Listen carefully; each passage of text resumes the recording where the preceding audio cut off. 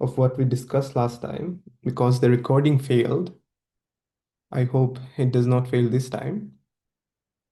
So we started our discussion last time by recapping what kinds of things or what kind of QFTs we have studied.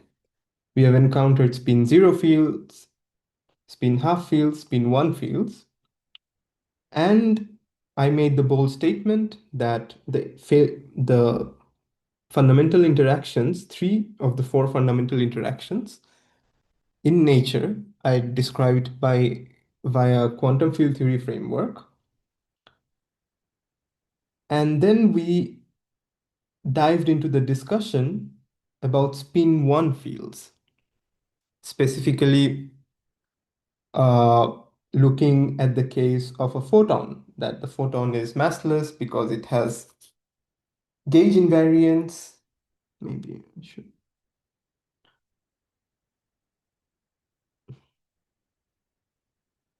Maybe.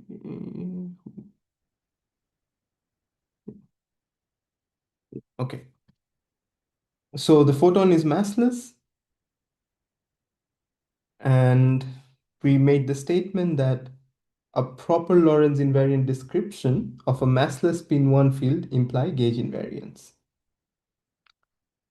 However, this condition that we imposed, in addition to the usual one that we know,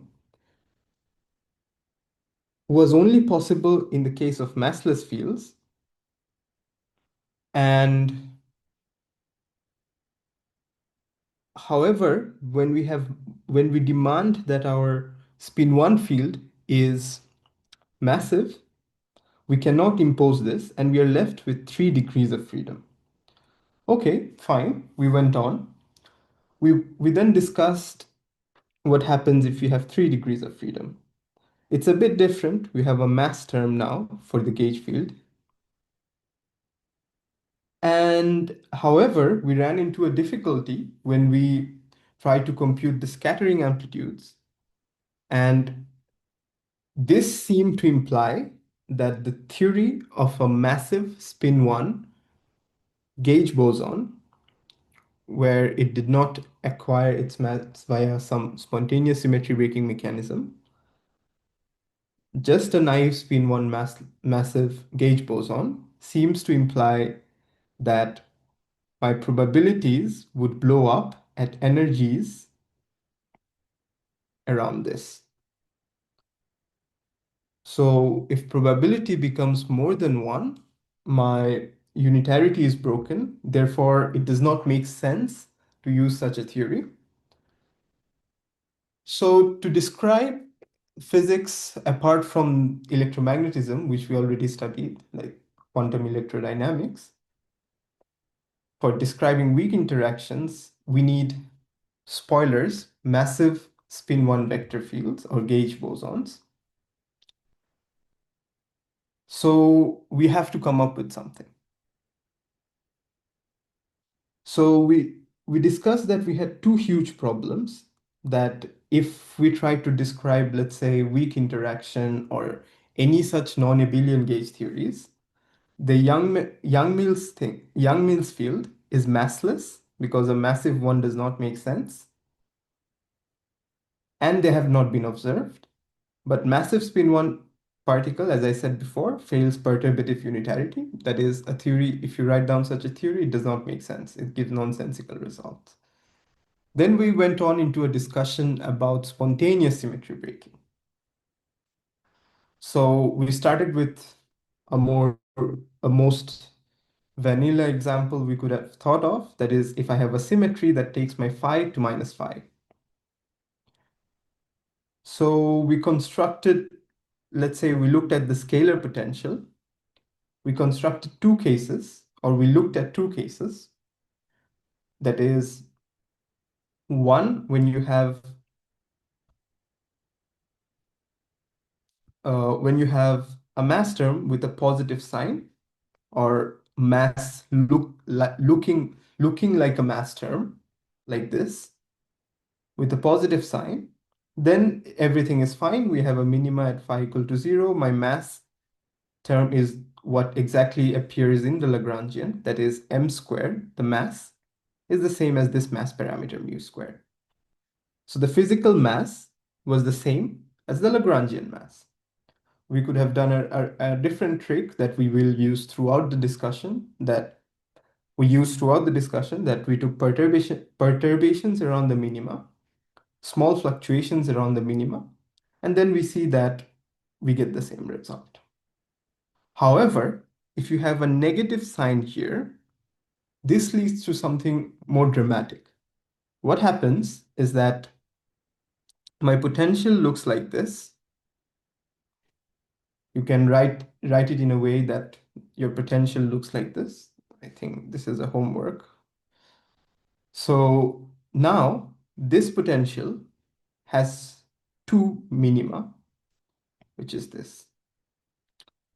Okay, so this is a degenerate minima. I'll show the picture later in the discussion. So you take again perturbations around the minima, you look at your Lagrangian, and again try to identify the mass term. But however, something weird has happened, is that my mass term now is, the physical mass is not the same as the Lagrangian mass, which we got here.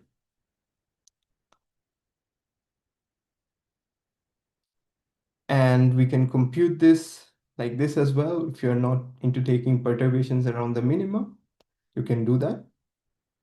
And this completed our story for the discrete symmetry, or a Z2 symmetry. And then we moved on to a continuous symmetry discussion. So let's say we have a U1 symmetry, which rotates my field like this. And we can again do the V plus case, which, V plus case, but yeah, that doesn't buy us anything else. But the more interesting case is when you have a degenerate minima, or a potential with a negative sign in front of the mu square or m square term. Now this again has a degenerate minima at plus minus v. You can do the following again. Now, since it's a complex scalar field, we have to remember that you have to expand like this, because there's a real part and imaginary part. So once you do that expansion, you arrive at a Lagrangian, which looks like this after expanding, and it has many interesting properties. First, we have a theory of massive scalar alpha. Why is that? Because this is the mass term for alpha. And you have the kinetic terms for alpha. Okay, so it's a dynamical field and some interaction terms involving alpha. This. However, there is a more interesting term in the Lagrangian, that is a term which has a kinetic term only, and solely interaction terms, this and this. It has no mass term. So what we have seen is that when we chose a vacuum, let's say we chose positive V here and expanded around the minima, we find a theory of massive real scalar alpha, a massless real scalar beta, and some interaction terms. And of course, the U1 symmetry is not here, not present here. You cannot see it directly. So we say that we have spontaneously broken the U1 symmetry. Sometimes it's called the symmetry is hidden, but the more common name you'll hear is that we have spontaneously broken the U1 symmetry. So this is what happens if you have two degenerate minima. Again, our story went on. We discussed an n component real scalar, blah, blah, blah. We had n minus 1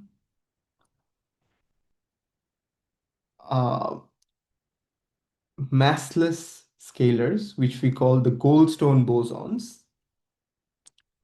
and a massive scalar, sigma, and a bunch of interaction terms. It's easy to note that there's no mass term for these pi I guys, which are my fields or fluctuations around the minimum.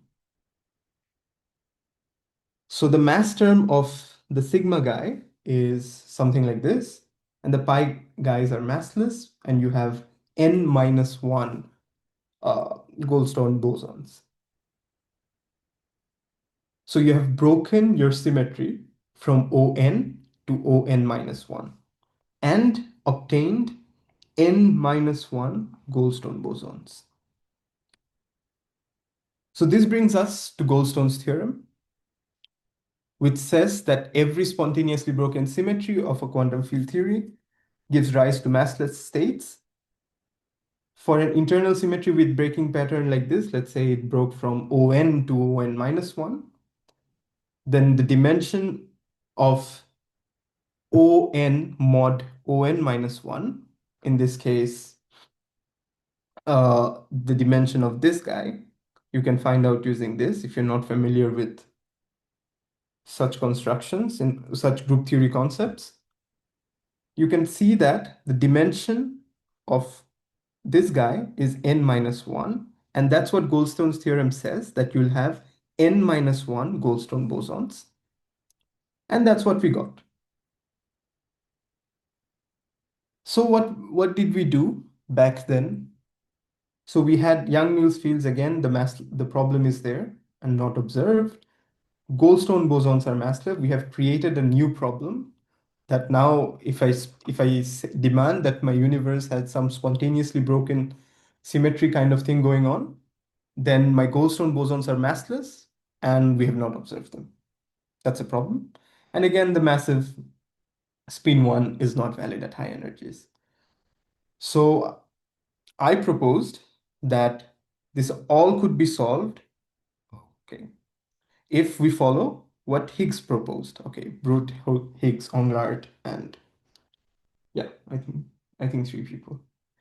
They proposed. And it's what actually nature realizes. So then we moved on to looking at a Higgs mechanism for an abelian gauge field. That is a U1 gauge field. So we coupled a complex scalar to a U1 gauge field.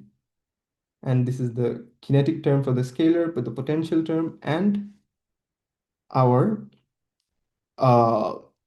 Maxwell term, where we have the covariant derivatives like this, the field strength like this, and the Lagrangian is invariant under this.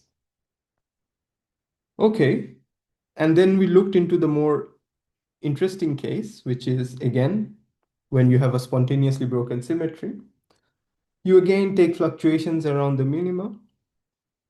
And this time I said that, okay, it should be, it should actually be like this. So what I said was we were taking fluctuations like this. You could also do in a similar fashion like this. That's completely fine. And both of them have 2 degrees of freedom. 1, 2, 1, 2. And then we started again. If once we have the fluctuation, the rule of the game is very simple. If you have a minima like this, of this form, what you do is you select a minima, take fluctuations around the minima, and see how things go. That's the rule of the game. That is, plug it back in your Lagrangian and see how the terms look, like the interaction terms. And if you plug in the Lagrangian, you'll see some big fields becoming massive, some are massless, could identify Goldstone bosons, and so on. We did the same, and we plugged it back into the kinetic term. We were looking at it separately. The kinetic term looks like this. And we also plugged it in the potential term. Again, we correctly identified that zeta of x is the Goldstone boson. And we made an interesting observation that this zeta of x only appears in this combination. It is absent throughout everything.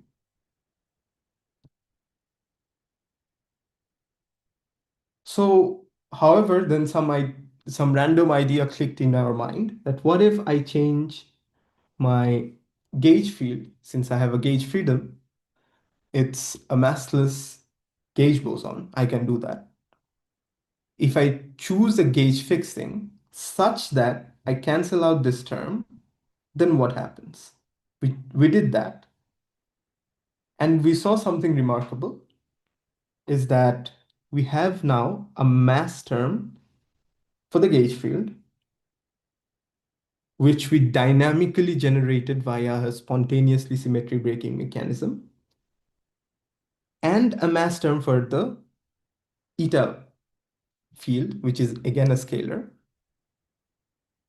We will call this if a gauge boson or a spin 1 vector field becomes massive via spontaneous symmetry breaking mechanism. The scalar, we'll call it the Higgs boson. We call it the Higgs boson, uh, and the Goldstone boson is eaten up, or some people say it's the actual way to say it is that the massless vector field gains longitudinal polarization. So if you know about the polarization of the photon, it has two polarizations, and what happens basically is that it gains one more polarization. If you remember, the massive spin one had three polarization or 3 degree of freedom. That is what is happening. And then the story moves that we have a massive spin one uh, gauge field and a massive scalar, which we call the Higgs boson. So this is basically the Higgs mechanism. And the statement of it is something like this. So do you have any questions so far? We'll see the chat. Okay. If not, then we will shift gears and look at uh, the spontaneous symmetry breaking. One more example, and now we will do a non-abelian non-abelian gauge fields Higgs mechanism, or Higgs mechanism in a non-abelian gauge theory. So let's pick a gauge theory.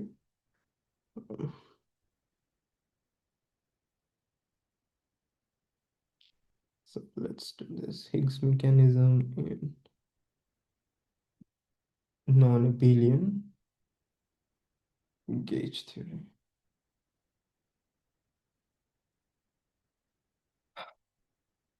So let's pick SU2 for a reason which will be helpful, we'll see. So if you remember, the generators of SU2 are the Pauli matrices, and one can light the Lagrangian as such. Since it's a non-abelian gauge theory, you have to sum over all the A indices, or the indices of the gauge group. So you have phi dagger mu phi and a potential term.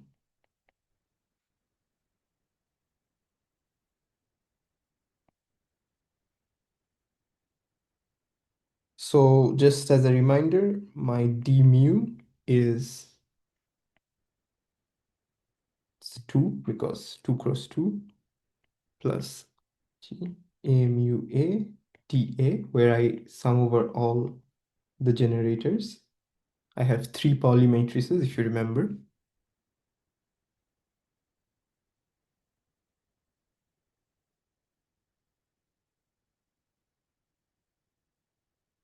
Okay, I should write it downstairs.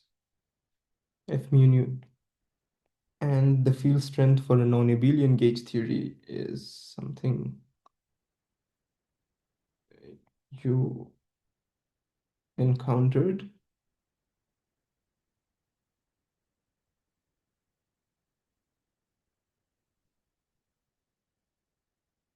Where again, these are the structure constants.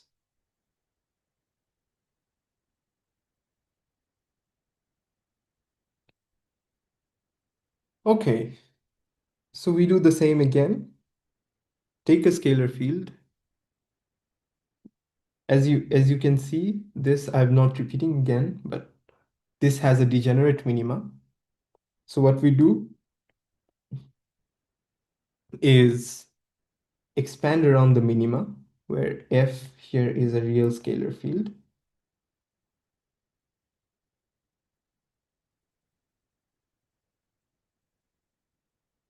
With now phi dagger, phi would be 1/2 v square and v of phi.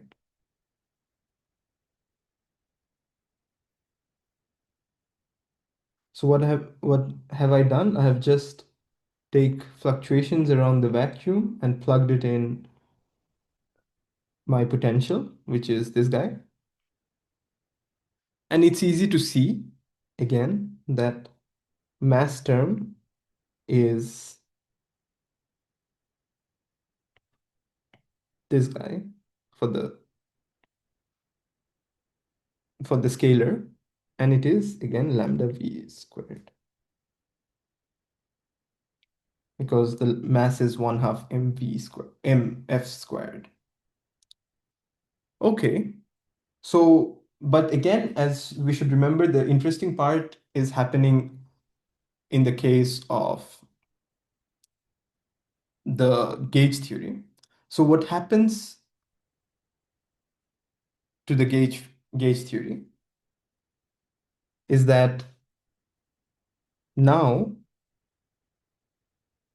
let's look at, if you remember, we the term that we looked at is this one here, which gave us the mass term for the gauge bosons. Once we do that, so please check this out, just plug it in. It's just plug and play. And you'll see that you get a term like this.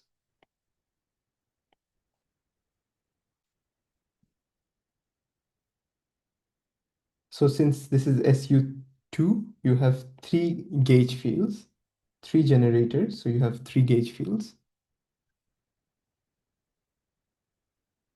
Should have given a bracket here. Yeah.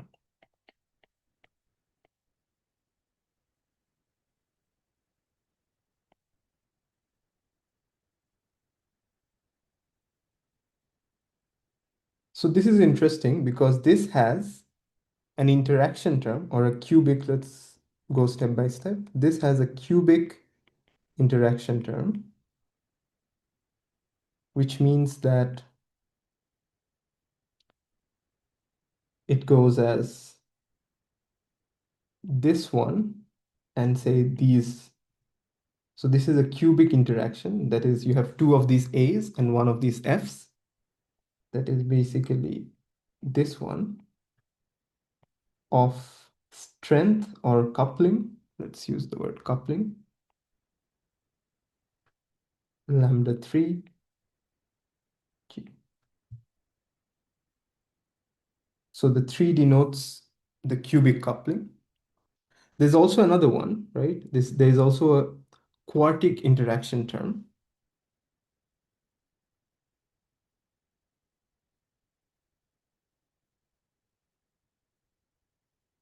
which goes as F square and A square,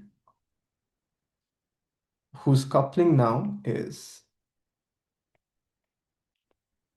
I think there's no V, right? Yeah, G square over 2. And most interestingly, the mass of the gauge bosons are of this form. So each of these gauge bosons, A1, A2, and A3, you can check that out, that becomes massive, and the symmetry, of course, SU2 is completely broken in this case. So what have we done? We have broken an SU2 gauge symmetry and generated a mass for the corresponding gauge bosons. So the drill is the same. You look at the scalar potential, and if it has a degenerate minima, you expand around you choose a minima, expand around it, and demand that the combination that we saw here, similar to this, you can do a gauge fixing such that this combination goes away. But in return, what you're gaining is you're making your gauge bosons massive. This is what has happened. So I'm not I'm doing sorry, detail can you because, repeat that third point, MA square? Can you just repeat that? yeah, sure. Please. So what has happened? We had a scalar potential. It has a degenerate minima. That is, it corresponds to two minima, or some in the initial case. It has degenerate minima. What one does is chooses one of the minima, expands around the minima, and while we do that expansion, we see that I've not done this exercise in full because this is something that appears in the problem sheets. So what happens is that it appears like the abelian case in such a combination. So one can go to a unitary gauge and do the gauge fixing. And after that, once you do the gauge fixing, you see that your gauge bosons have become massive.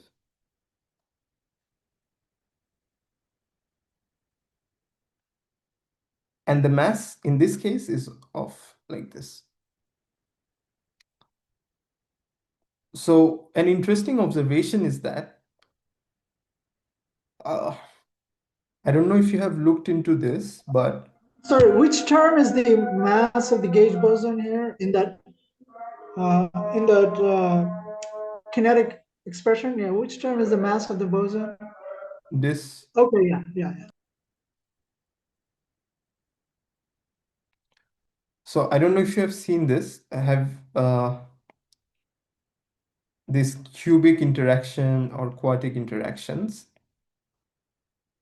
but this is like these are like self interactions, but you can have fields which are interacting like in things like this. These are cubic interactions or quartic interactions and so on. That is one point giving rise to three kinds of, or three momenta.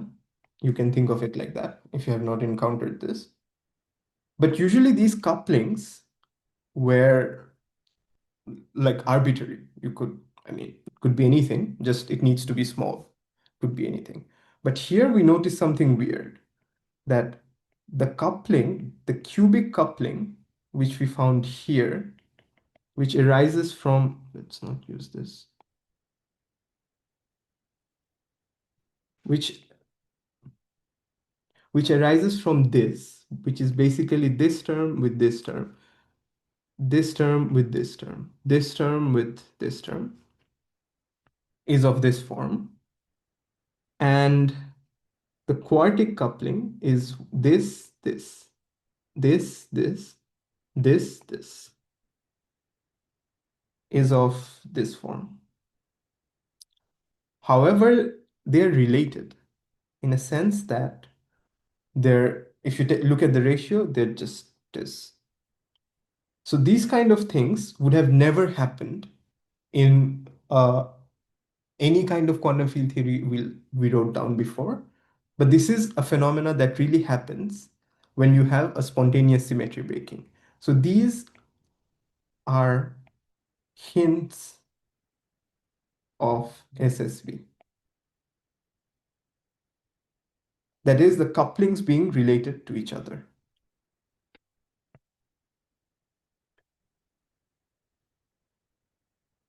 Okay. With this, let's now move on. Let's go to electroweak interactions.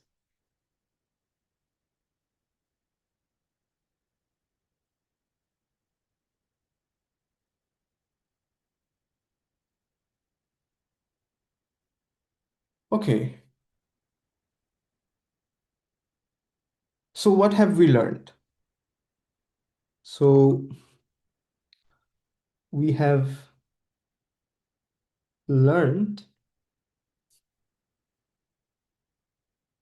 that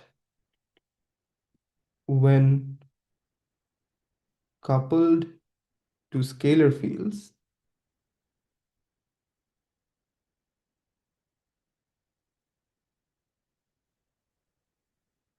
consistency, which is, I think, beyond the scope. Explaining the word is beyond the scope of this, but I can say quickly what it is. Allows for two distinct. Okay, for those of you who know consistency, I mean renormalizability, allows for two distinct phases of the corresponding gauge theory.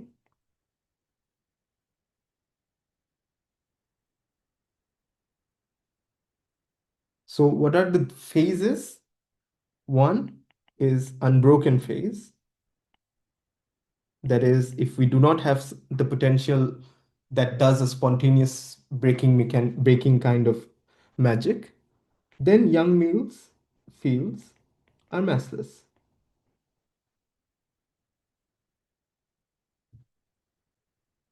Or the second kind is SSB. These are Young-Mills fields can acquire mass through the Higgs mechanism. And of course, and mediate short range interactions.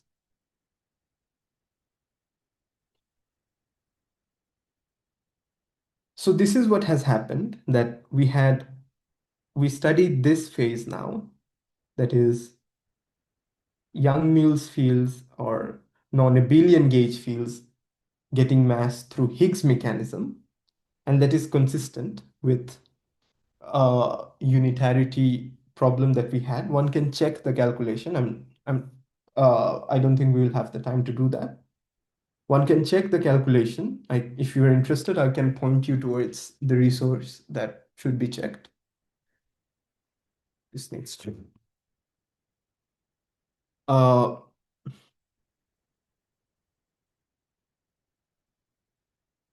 okay. Excuse me. Yeah.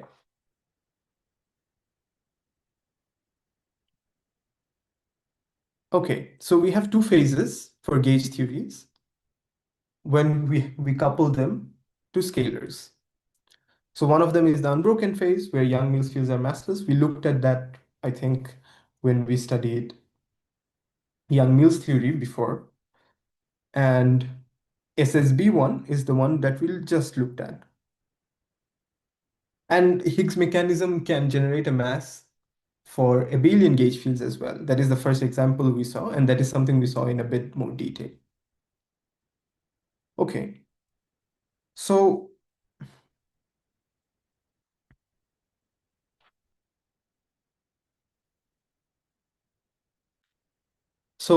what are examples of beta decay? Or sorry, weak interactions. So the prime example of weak interaction is something called a beta decay. Basically, weak interactions are interactions that basically involve neutrinos. For example, you have a neutron turning into a proton, electron, and an anti-electron neutrino. So neutrinos are these chargeless particles that arise, for example, here in beta decay or something. So we saw that ENM, electromagnetism, gave rise to QED. Strong interactions,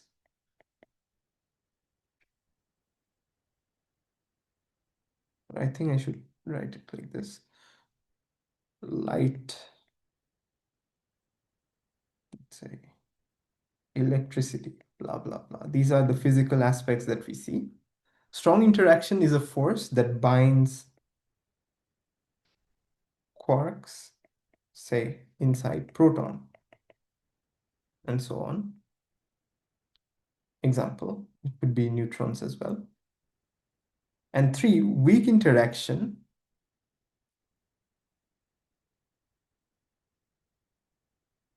is, for example, stars, it makes stars burn, and also heavy elements, for example, the fusion in the stars is due to weak interactions. And it also creates, for example, heavy elements like oxygen and carbon, nitrogen, blah, blah, blah. Basically the we stuff. So weak interaction is why basically we exist, because otherwise we would not have produced these elements. So these elements that we see or are made of are due to weak interactions. So I'll not go into the detail of more how things can be. For example, what are the reactions that involve weak interactions, but you can look them up. They're very interesting. Since we are trying to learn about the framework of quantum field theory in these aspects, we'll try to focus on that. So writing out a theory of quantum field theory for, let's say, weak interaction was a difficult job, because unlike QED, here first off we saw that it is a non-abelian gauge theory first, of course, and it is short ranged, unlike the photon. So you need to give it a mass. So first challenge we saw was actually deriving a mechanism so that our Yang-Mills fields or non-abelian gauge fields can be massive.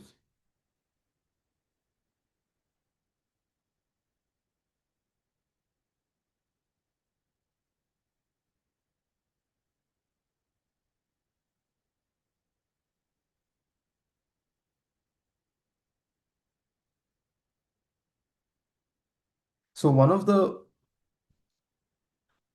the reasons are, for example, let's start with beta decay. We will call this Fermi theory because Fermi developed this idea. For example, take beta decay, which basically says proton again goes to blah, blah, blah. So what happens is that a neutron, let's do it like this. The proton, electron, neutrino, and electron. And the strength of the coupling is dictated by G Fermi. So as you can see, this is actually a 4 fermion interaction, right? Because it involves 4 fermion. And Fermi was the first one to write down an interaction for this. And it involved, as expected, 4 fermion terms. However, this theory has renormalizability issues, basically meaning that it stops making sense, let's say at energies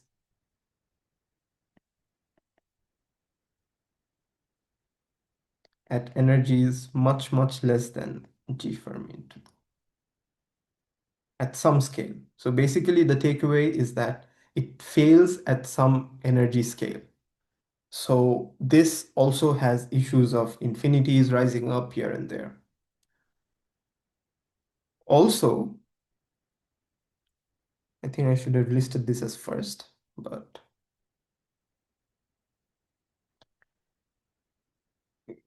force carrier is massive. I won't say more about this anymore. So basically, our gauge bosons are massive. And this we saw how hectic things can be if we want that. And more interestingly, these interactions seem to violate something called parity. That is, the theory is chiral. I'll say that in a minute.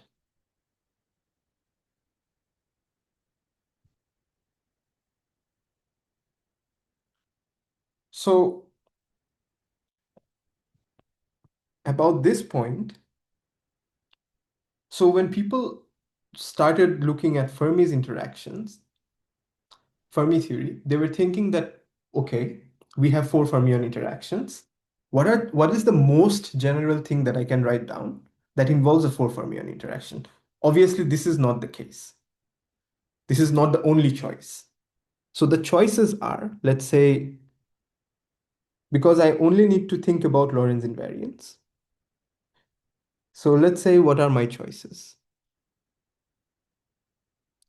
So where I define Ji to be this.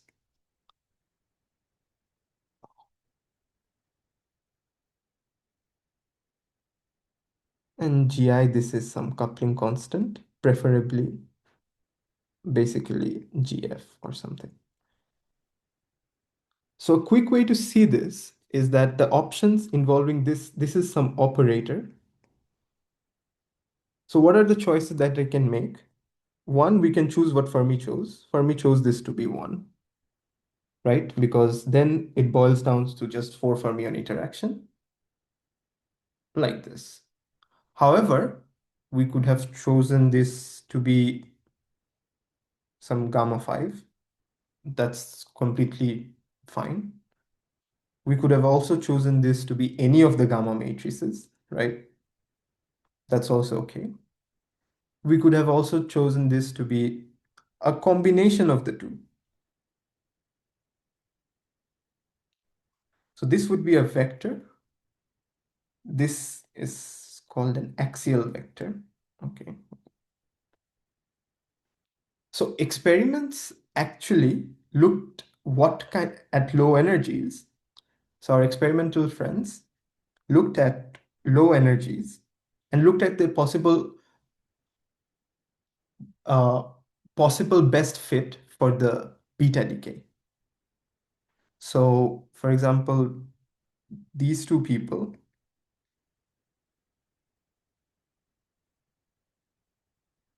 experiment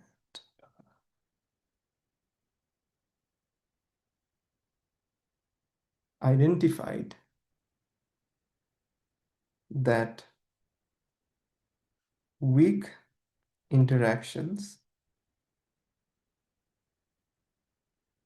obey the combination. If we call this vector, this is axial, that they obey the combination V minus A, not the Fermi one, not any other combination, not V alone. That is, if you write down the interacting Lagrangian, it looks something like this.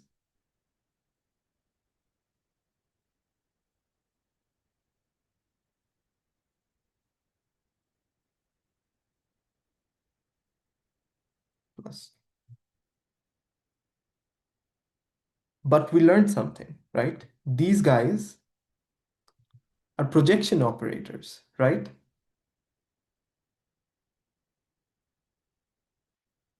So once you act with them, you project onto into the right-handed one or the left-handed one. So what does it mean? This means that weak interactions only involve this is a convention, of course. Weak interactions only involve left-handed neutrinos, because once I act with the projection operator, I project out one of them. So this is what it means to be chiral. That is, it is just one-handed.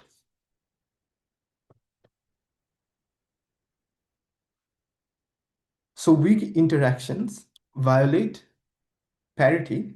That is, the theory is chiral. That is what it means.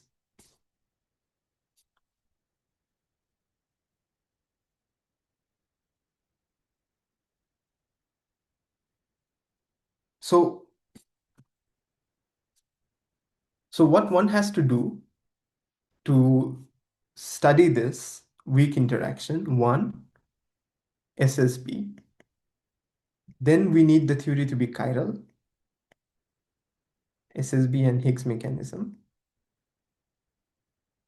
So this is an added constraint. So before we go into that, a bit of history. So the electroweak interaction or electroweak theory development is primarily due to Steven Weinberg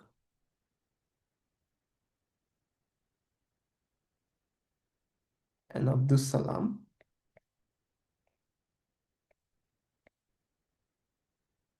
with works building on works of Glashow. So this is sometimes called the GSW model, which we'll study. Okay, so before we go to the GSW model, let's identify the ingredients that we need for SSB.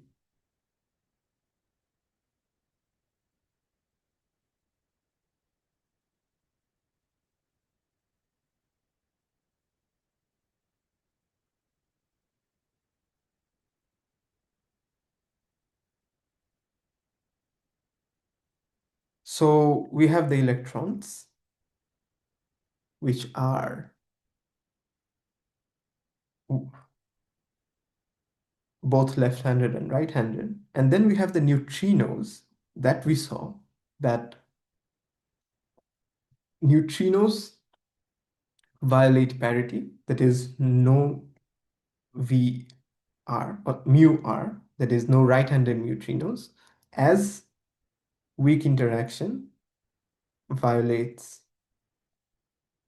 parity. And so also a note about this, guys, you can get the left-handed, right-handed one from the Dirac spinner. That is if you use the projection operator, where E is the Dirac spinner. And these are the wild ones.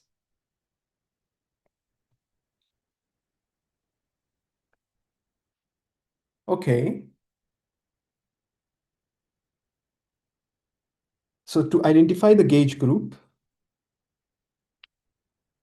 we put them in an SU2 representation. That is, we put them in something called doublets, such that this is this. But again, ER is a singlet because there's no mu R to put them in. And the largest possible gauge group for this is I could have SU2 left, of course, this one. Since it's a doublet, I can also have U1 left. I can also have U1 right. That is, I can rotate my U1s in such a way that the symmetry is there. So these are the possible, largest possible ones. And the generators of these groups would be TA, where A goes to 1, 2, 3. And of course, for the abelian ones, let's say QL, QR.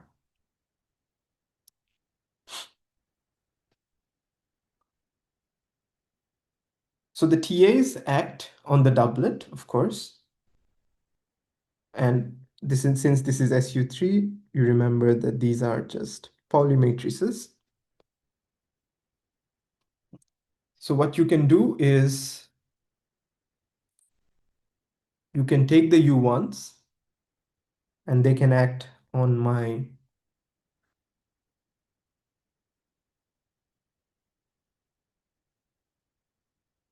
so and Q1 ER should be 0 because it's the right-handed guy. QR of and QR. So we'll see why the half or how half the half comes in. So we can define something called the hypercharge, which is basically a combination of, we'll see the usefulness later. So just think of this as a random combination that we took. But the immediate one we can see is that we can define something called the electron-lepton number. So electron is a lepton. We can define this combination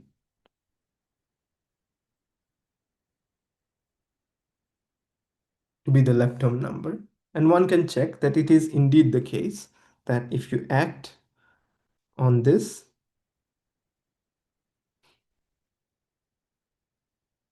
so these are leptons, so they have one lepton number, and ER is a lepton. Again, it has one lepton number. So this basically counts lepton number.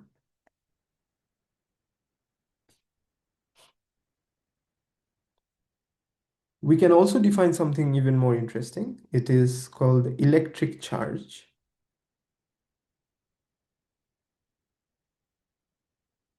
Which is basically the combination. So the combinations might seem very arbitrary to you, but once we do the electroweak interactions, you see that why the combinations, specifically the hypercharge combination. So the electric charge combination makes sense if you add on with this. So you'll have half minus half, and this from the Y is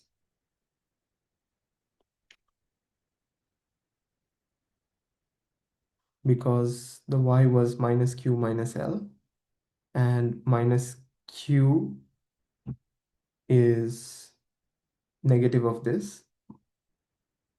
QR is negative of this, minus QL is negative of this. So plugging all those in, you can see that it is actually 0 and minus 1. That is the neutrino, as expected and as confirmed from experiment, neutrino has no electric charge, and the electron has electric charge minus 1. So that is why we have defined them in a combination to match. So we find the gauge group to be 2L. You can change now to U1Y and something called U1 lepton number. This has no evidence and will be ignored when we study the uh, Glashow Salam Weinberg model. So let's take a quick break and then we can come after the break. So can you pause the recording?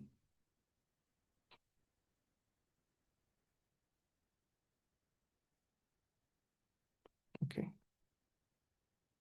Okay, so let's get into the discussion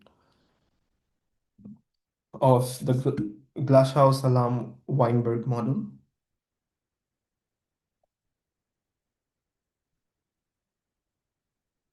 So what is GSW? It's a description of weak interactions by means of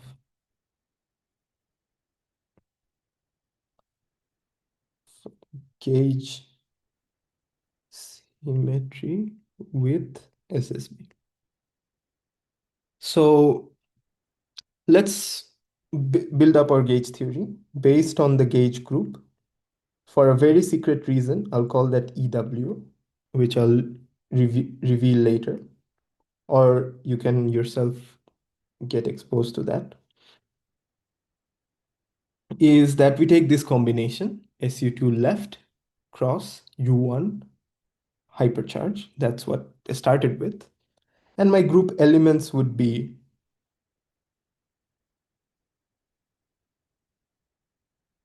so one exercise would be check, if you're new to group theory, check that, okay, let's use colors. Check that this is indeed a group.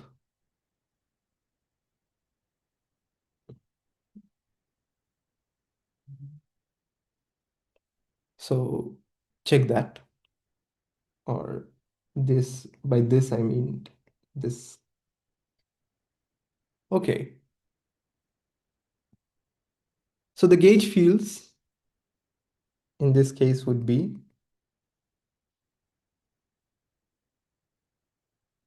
W mu A T A for SU2L with field strength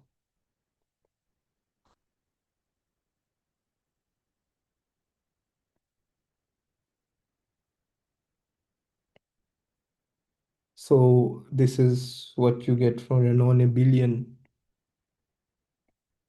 gauge theory. If you remember correctly, this is the field strength F mu nu. It's just calling it a different name. And one can check, you can check that the infinitesimal transformation would be this. You should, I mean, you should actually check these things because you have probably done these, but it's best to check this again. I will again put a check marker here. So call this 1, let's call this 2. I have B mu, which is an abelian gauge theory or gauge field with field strength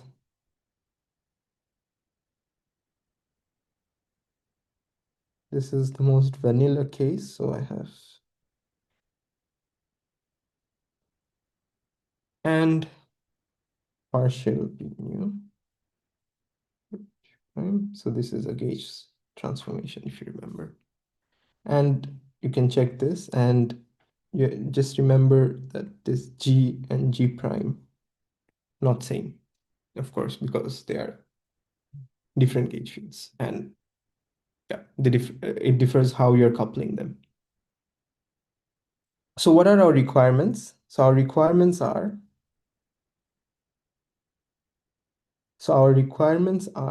one, we want an SSB with, or we should say Glashow-Salam-Weinberg's requirement was with three, let's give, with massive spin 1 gauge fields. And most importantly that we saw is that chirality.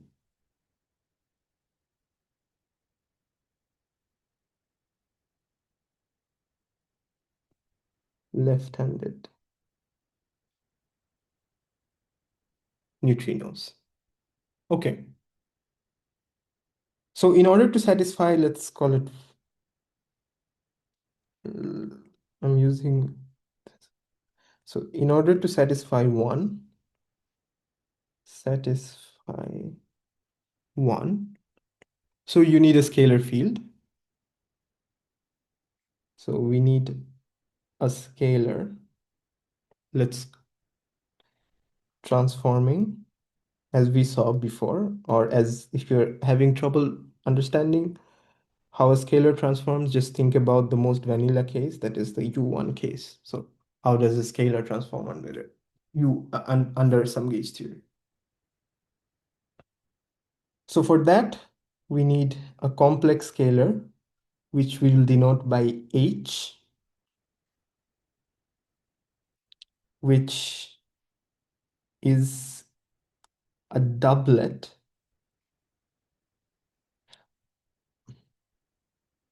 under SU2. As you saw before, you needed a complex scalar, two components. That's what I mean by doublet. We'll call it H plus and H0. So H plus and H0 are complex scalar. So nothing until now has changed, because if we run back to our previous examples, if we run back, we see that that's what we did here. We were studying actually an SU2 gauge theory. Now we have a U1 extra, but that's fine. And we had a complex scalar field phi, which was like that. Okay. So we are calling our complex scalar H. And again, the bosonic part of the Lagrangian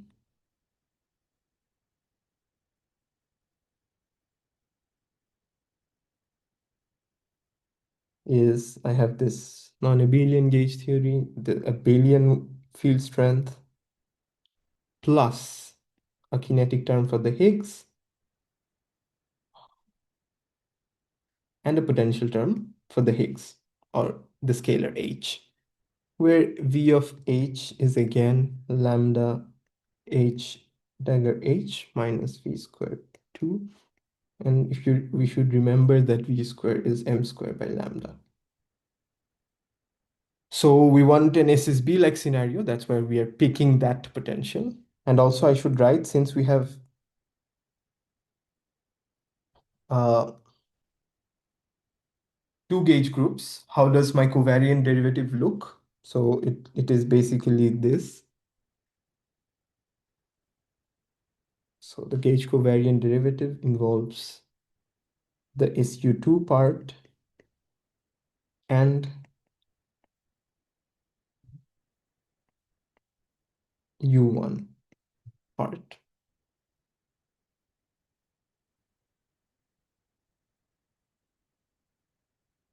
Okay, then you can try to find the minima. Just take derivative, blah, blah, blah. You set it to 0, the usual business of finding a minima, which I'm sure you all know. What you find now, and after that, you choose a minima for the Higgs. You pick a minima.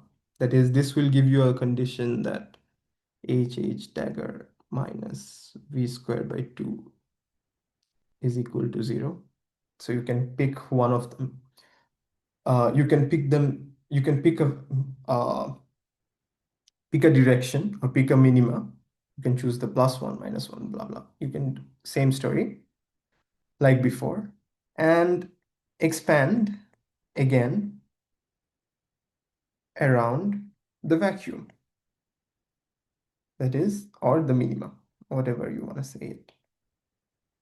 So we do the same, but now the expansion is, so if you remember for the U1 case, our it was just a one component. It did, the scalars was a singlet, that is, there was one guy, and it was transforming. For example, you were choosing the scalar to have a wave like this, if you remember the abelian case. I'll try to pull out the analogies so that it's easier to think. So if you remember, we were doing this for the scalar. Now if you have a doublet, you choose one of them. So you fluctuate around the minima like this in a similar analogous fashion to what we did before.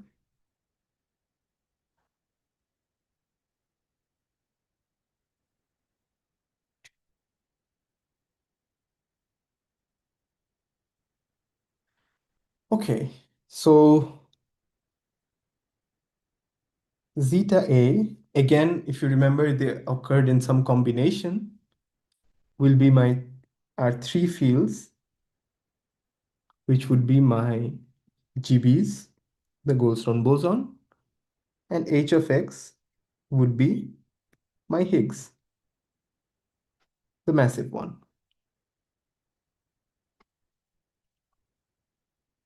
So one can check, which is part of the homework, you'll see. It will be posted tomorrow, I guess, that it again appears in the combination. So once you plug that in, it appears in the combination like this. So again, what you do, like before, you do this unitary gauge thing that you pick a gauge, you absorb the Goldstone modes. So once you have done that, what you see now is a Lagrangian like this. When I say 2, I just mean I'm writing the quadratic part because there's an interaction part of the Lagrangian. And it is huge. But it's not very hard. It's just you have to plug and play. That's nothing else going on. So if you do that, you get, oh, I should give it a 1. Since I have 3 of them, right? Because um, I had 3 generators for SU2.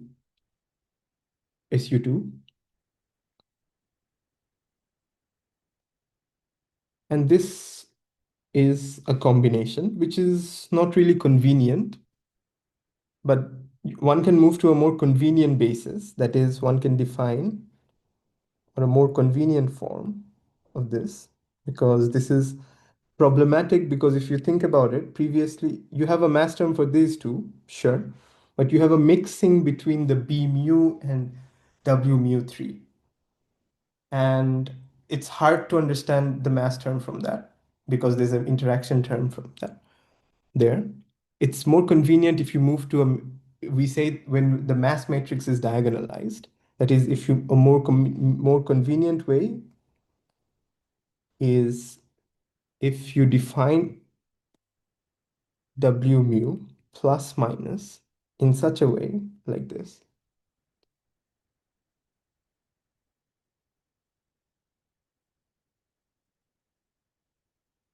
Where Z mu is W mu 3 cos theta W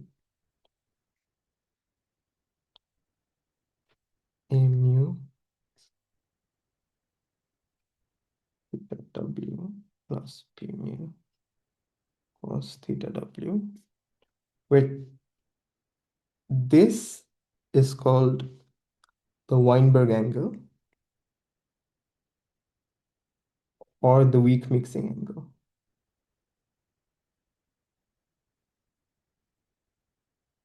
And this is given by where this combination is actually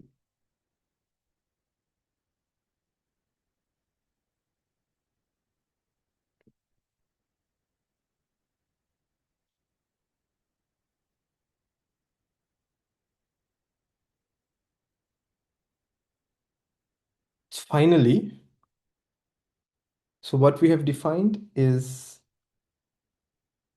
these three guys, four new guys, in terms of the four old ones. We have just changed the variables a bit, but we'll see that pays off really well. So in terms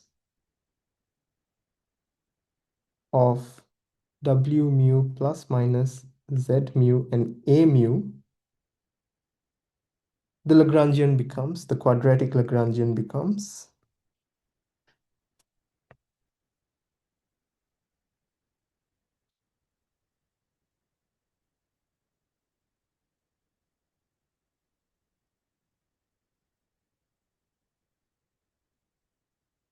so Z mu nu is basically the same.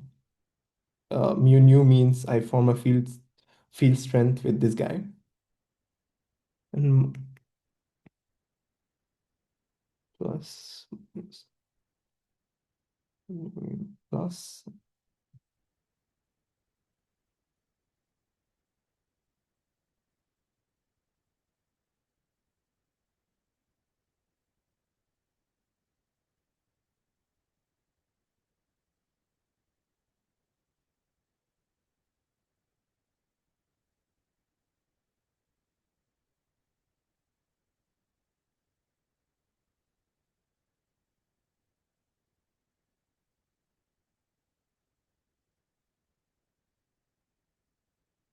So what do we have? So once we plug this in, we have a mass term for the Z, we have a mass term for the W's, we have a mass term for the Higgs. However, we don't have a mass term for this guy. Let's give it a different color. This one. Okay. So we have a theory with one massless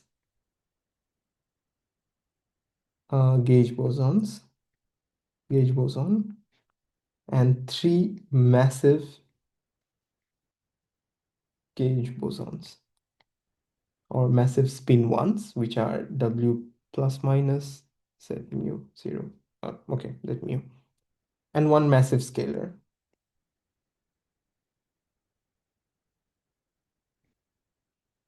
Higgs. Okay, so something interesting has happened. We claimed that we wanted to study weak interactions. We wanted SSB to happen, and we demanded chirality of our theory. We started from this uh, gauge group. We did a spontaneous symmetry breaking. We went through the study. We changed bases, but that's irrelevant to the argument. But we have arrived at a Lagrangian, which has three massive spin one fields and one massless one. So what is this guy?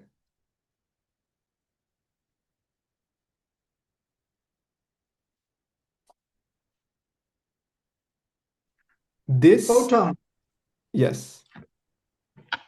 So turns out this is the U1 gauge field of electromagnetism. So it is remarkable that we want to find a consistent QFT for weak interaction, but we have achieved a unification of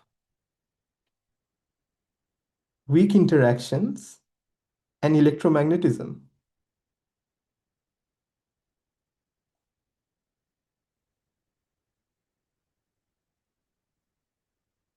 And electromagnetism.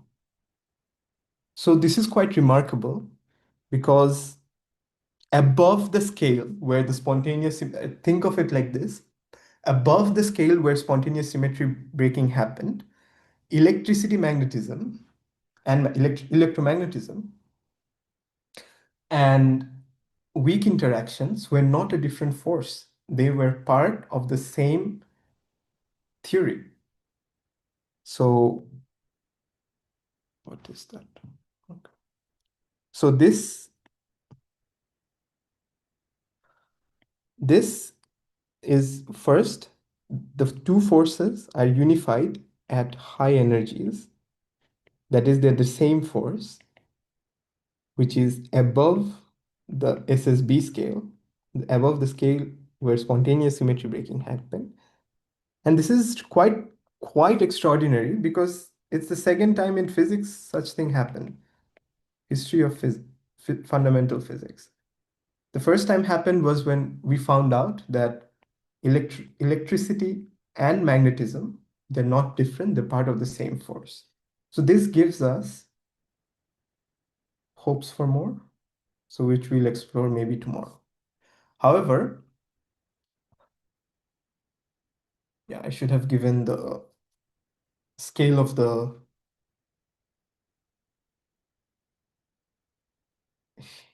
yeah, the gauge bosons, but the scale of the gauge bosons are, for example, this is around the W boson, 18.38 GeV, and the Z boson is around 91.19 GeV. And one of the experimental predictions of this theory was that the weak, if you can, the W boson is Z boson times some cos theta, where theta W is the Weinberg angle. And this means the W boson is less heavier than the Z boson. And this is confirmed by experiments, and people have measured the uh, weak mixing angle, and yeah, a bunch of Nobel Prize have been given. However, you might have asked me, how does this correspond to a photon? You cannot say that any U1 electromagnetism is a photon. So let's see that.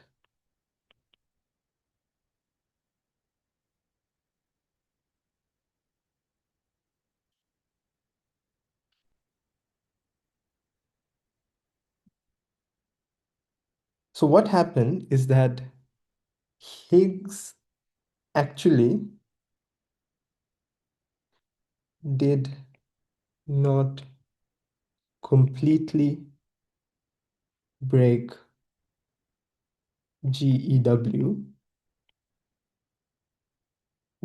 We can check that. We can check how the Higgs transforms under this U belongs to, under the transformation of the, okay, my laptop is out of charge.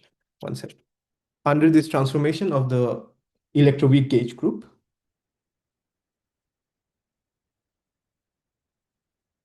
So if something is unbroken, it should be a symmetry. Let's check.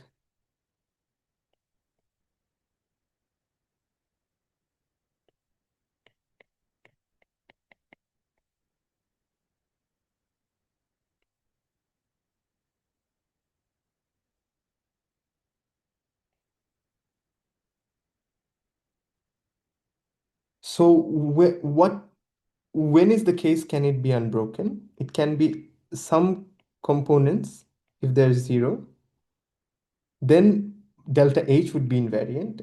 And on top of that, beta should be exactly equal to alpha 3.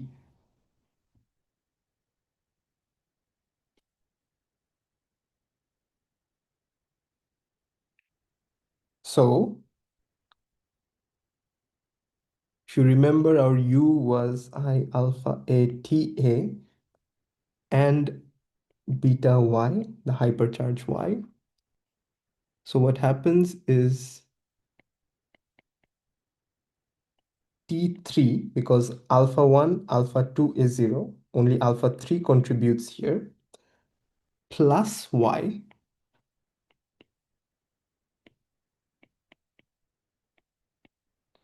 If you remember, if we go up, this is defined as the electric charge. So the only electric charge one survives. That is U1 of electric charge. So this points us that Actually, this is U1 electromagnetism. So what has happened? So the SSB of electroweak actually tells us that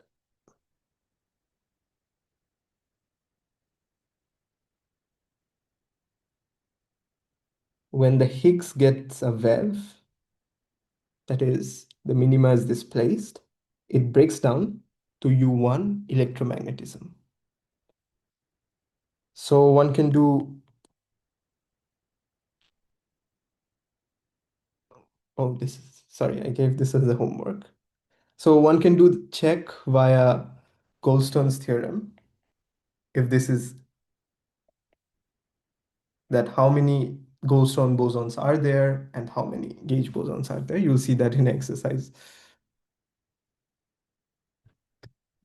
But maybe I'll sketch it a bit.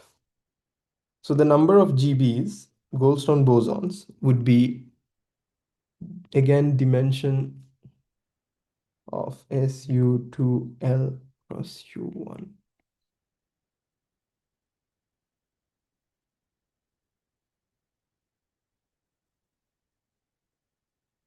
So it's actually 3, which indicates that you should have 3 Goldstone bosons. And these are actually eaten up. It's a misuse of language, but by the gauge fields to become massive.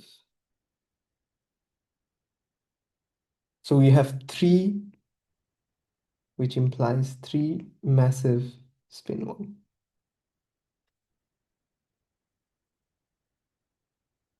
Okay.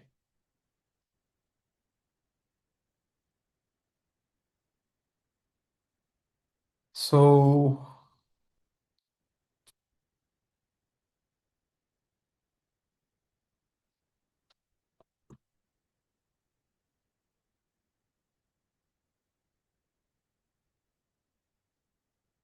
yeah,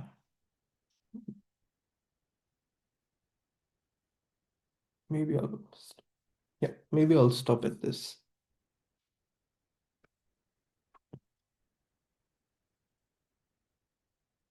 Okay, can you turn off the recording?